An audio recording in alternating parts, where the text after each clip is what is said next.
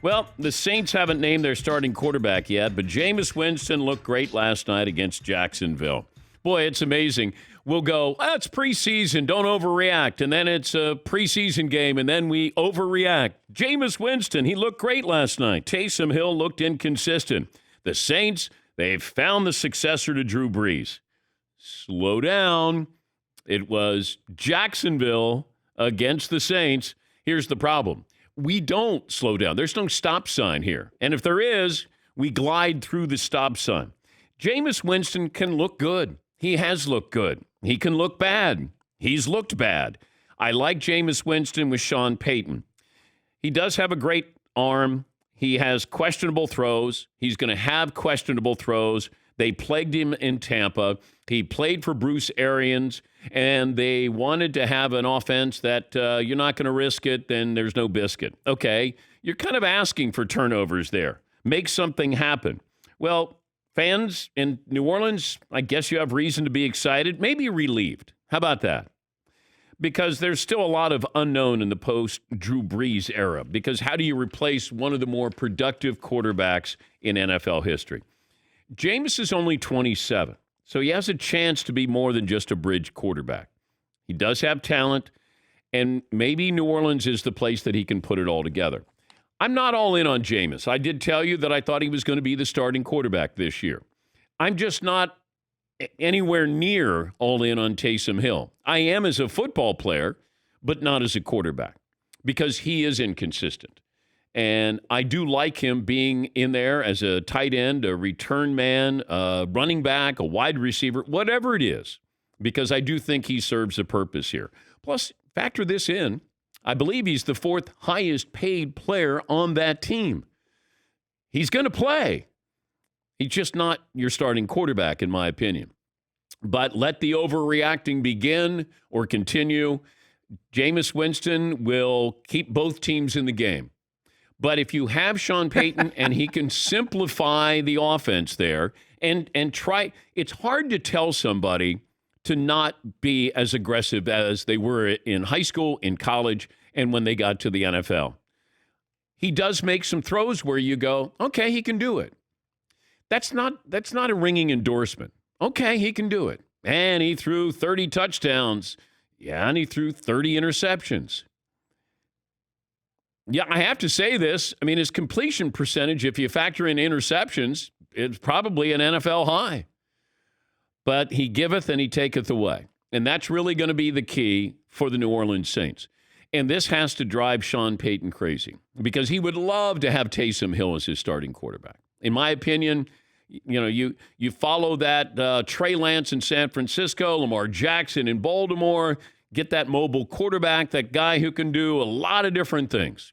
But could I say to Taysom Hill, you may have to throw 35 to 40 times in a game. He's not consistent enough. And normally in college, where everybody is completing 65 to 70% of their passes, Taysom Hill was not that kind of quarterback at BYU. He was a great athlete playing quarterback. Jameis Winston has a chance to be a very good quarterback.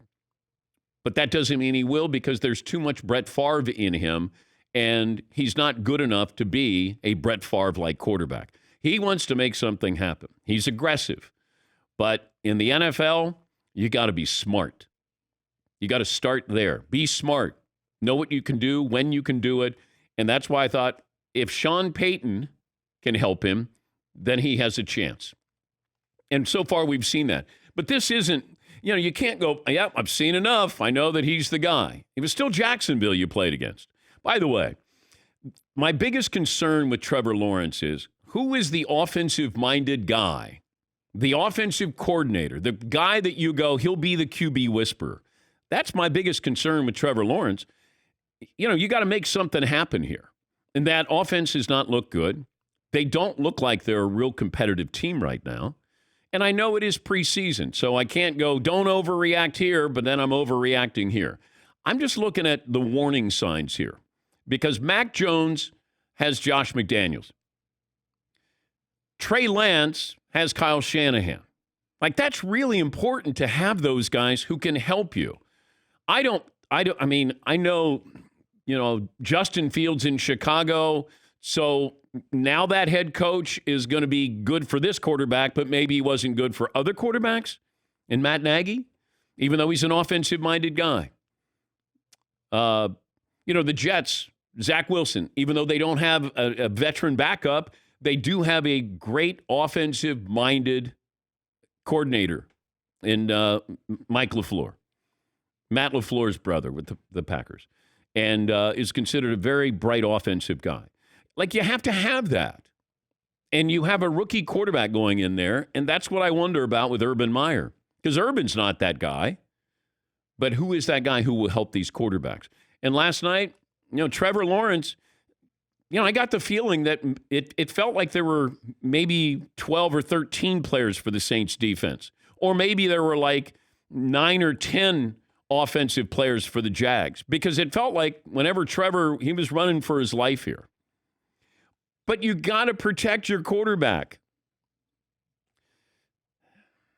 Because as you move forward, you can't do any damage if you're on your back. But you have to protect that quarterback. And you have to make sure you keep somebody else in. If not, he's going to be running for his life. And he's a big target. And you saw last night where he got hit. These are small things, at least it seems like. They don't make headlines. But those are things that I worried about watching last night. Jacksonville needs to step up here. If not, it's not going to be a great run, for Urban Meyer, and Trevor Lawrence is not going to keep up with these other rookie quarterbacks. But it's the system you're in. That's why when you look at Mahomes, if Mahomes went to Jacksonville, he would be a curiosity. He'd be a good quarterback, potentially a good quarterback. In Kansas City, you go to a team that's established. You got an offensive-minded head coach. Got a good offensive coordinator. You got a Hall of Famer at tight end. You got one of the most dangerous players in Tyreek Hill. And you got a good offensive line. Check the boxes. That's how you succeed. The later you go, sometimes the better it will be for you because you're going to a team that may not need you right away, is a good team, playoff caliber team, and that's why when you fall sometimes in the draft, like Mac Jones has a better chance. If Mac Jones was in Jacksonville, he probably would not have a chance. In New England, with an offensive coordinator and Josh McDaniels, and you do have, maybe the greatest NFL coach of all time, so he has a chance to be successful instead of running for his life. And that's really important with the development here. Don't build up bad habits. And that's what Jameis did. When he was in Tampa, he built up bad habits. Now in New Orleans, Sean Payton's not going to allow that to happen. But just because he did well against the Jaguars, do not go, yep, they've got their quarterback situation figured out. Because in my opinion, they don't. He's their starter, should be their starter. That doesn't mean that he's going to be consistent this year. Yeah, Paul. Buzzkill. Danny Downer. Yep. You're a brake pumper, huh? Because a lot of people today said the Saints are set at quarterback. I heard one analyst say the Saints might be better off at quarterback than they were last year because this guy is younger and healthy, does not have 13 broken ribs, and does not have shoulder issues. All I want to know is, game on the line, how confident are you going to feel with Jameis Winston? Because in August? He's going to force some things. But, hey, you beat the Jags. That doesn't mean I'm ready to and in August, that doesn't mean I'm going to all of a sudden co-sign on this and say, yep, they got their guy. I've been doing this too long. I know what happens here. And even if you're good for 1 year, half a year, that doesn't mean you're going to be good for the next 3 or 4 years. And vice versa. If you start out slow, that doesn't mean a rookie quarterback. Zach Wilson, I have no idea what will happen because it is the Jets. Does he have talent? By the way, every quarterback feels like they have to roll left, throw right across their body, or go right and, throw it across. Like these Mahomes throws, Mahomesian. Everybody's got to throw that. Trevor Lawrence.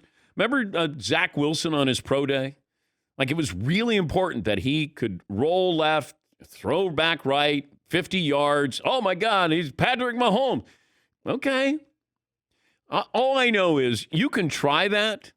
Remember when you never threw a pass cross court. So you're on the left side and you throw to the shooter all the way over. You never did that, ever. Now, nobody has a problem doing that. Everybody does that. Golden State, that's what they made famous. Not everybody can do that. Not everybody can do what Patrick Mahomes does. Everybody goes, oh, man, look at that. He can make that throw. How many times are you going to make that throw in your career? I want to know, can you put it into a small window? That's it. That's what it is. A small window. That's what the NFL is. Can you put it in there? You can't force it in there. Can you put it in there? Yes, he. Patrick Mahomes is the Steph Curry of the NFL? Question mark? Question mark? Yeah, I believe so. When you think of changing the style of quarterbacking play, it's him. Steph Curry changed the NBA with his style. Patrick Mahomes has. It feels like that you have to have the Mahomesian throws there. But he does have Tyreek Hill and he has Travis Kelce. That helps an awful lot when you're throwing.